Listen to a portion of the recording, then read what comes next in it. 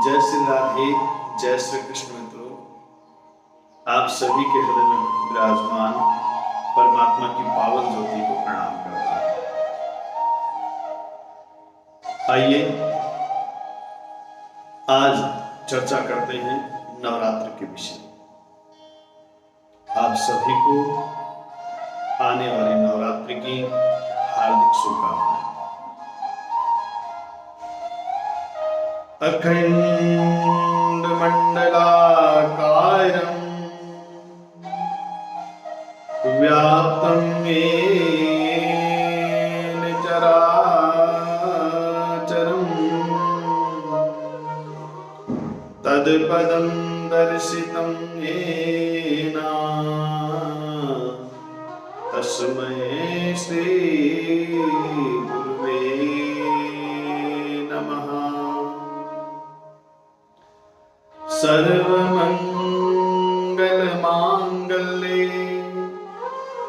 शिवे सर्वार्थसाधिके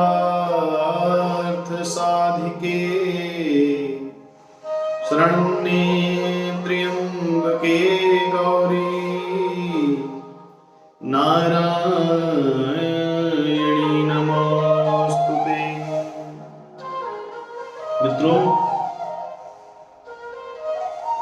हम सभी जानते हैं कि नवरात्र सनातन परंपरा में, सनातन संस्कृति में नवरात्र पर्व शक्ति साधना, मां जगदम्बा की सेवा और साधकों के लिए मां पराम्बा की स्तुति के लिए बड़ा उपयुक्त समय है। मित्रों, पूरे भारतवर्ष में नवरात्र बड़े हर्षोल्लास और भक्तिभाव से मनाया जाता है।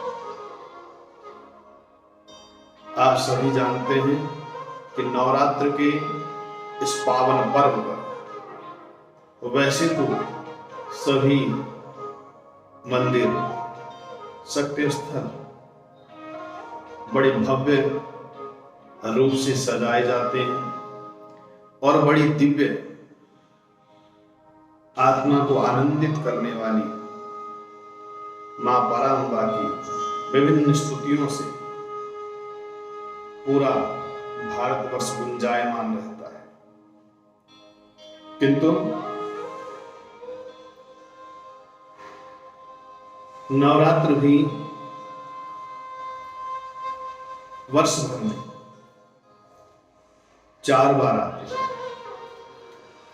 पौष, चैत्र, आषाढ़ और अश्विनी, इन 4 माह में नवरात्र प्रतिवर्ष आते हैं। और श्राद्धीय और चैत्र नवरात्र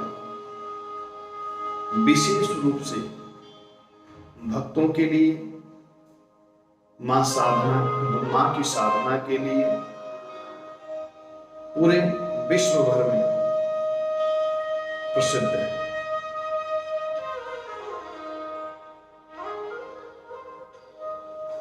पितरों के तर्पण के बाद अमावस्या के अगले दिन अश्विनी प्रतिपदा को नवरात्र प्रारंभ हो जाते हैं, जो नवमी तक बड़े हर्षोल्लास से मनाया जाता है। मित्रों, जब जब इस धराधाम पर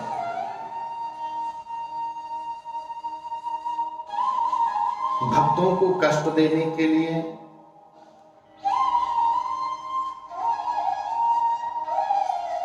सज्जनों को सताने के लिए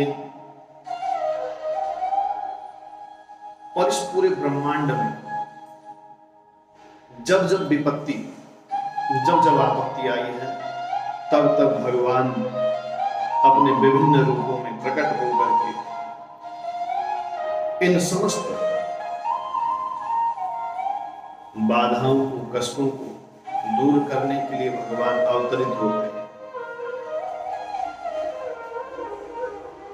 जब जब कोई दैत्य कोई असुर अपनी शक्ति बलवत उन्मत्त हो जाता है तो उसका दंड देने के लिए परमात्मा अनेकानेक लीलाएं करते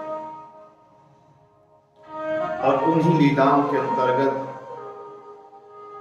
भगवान की पराशक्ति की पराम्बा मां जगदम्बा की लीला है।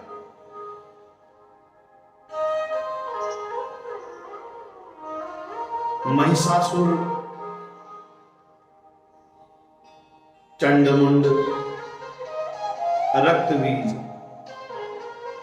ऐसे महाबलशाली दैत्य उत्पन्न हुए जिन्होंने इंद्र को सिंहासन से उतारकर स्वयं स्वर्ग पर अधिकार प्राप्त कर लिया। इंद्रादि सभी देवता जब महिषासुर के आतंक से भयाक्रांत हुए, त्रस्त हुए,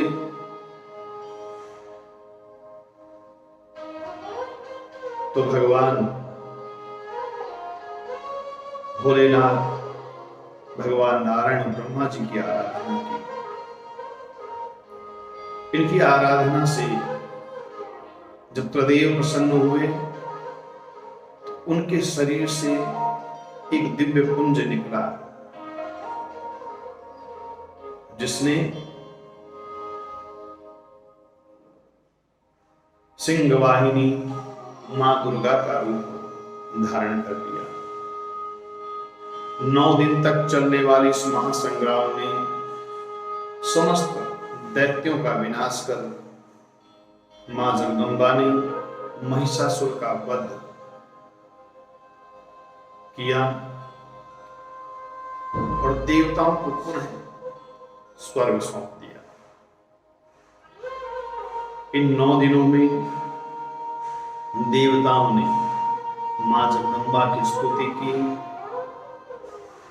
इसीलिए ये नवरात्र मनाए जाते हैं। कहा जाता है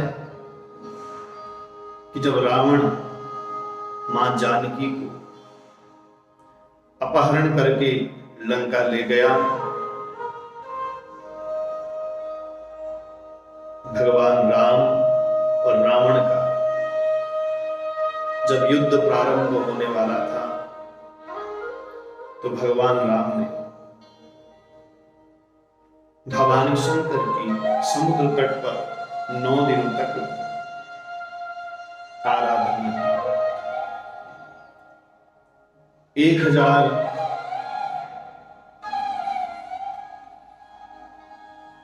नीलवर्ण पुष्पों से, कमल पुष्पों से भगवान ने मां जगदम्बा की आराधना की। रावण की माया के कारण से एक नीलकमल विलुप्त हो गया, जिसके फलस्वरूप भगवान राम ने अपने नेत्र को ही मां जगदम्बा को चढ़ाने के लिए अपने तीर से नेत्र को निकालने का जैसे ही प्रयास किया, मां जगदम्बा प्रसन्न हो गई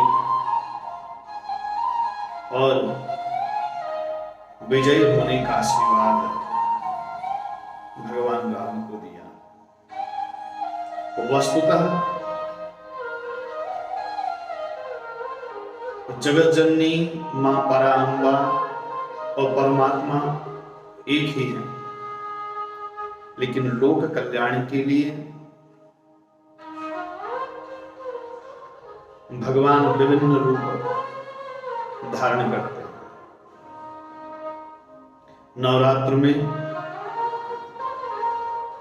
प्रतिपदा के दिन कलश को भर करके